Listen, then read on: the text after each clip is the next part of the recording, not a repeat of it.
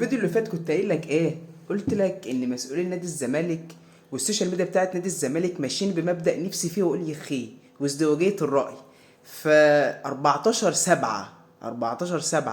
في تقديمة عمرو ناصر او عمرو ناصر قال لك ايه؟ حاطين كده، جاب صورة من المقدمة وقال لك تقديمة رايقة يليق بجمهور رايق، ولا إيه تلقيح نسوان ولا حاجات من دي.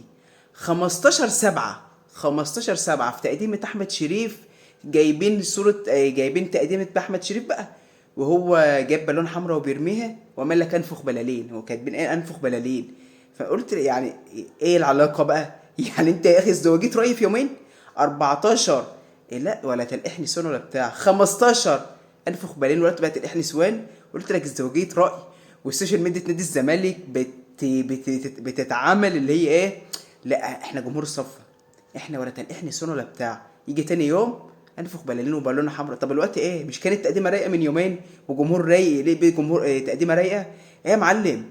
يعني فهمني الشخصيه بتاعتك، فهمني الشخصيه بتاعتك وانت رايك ايه؟ ما ينفعش نتفاوض مع عزيزو مش عارف ايه غير عشان فتره السماح وانت تروح تتفاوض مع عبد القادر عادي. عادي اللي قبل سنه وشويه تروح تتفاوض معاه عادي. فانا مش فاهم يا عم، مش عايز افهم، انا مش عايز افهم.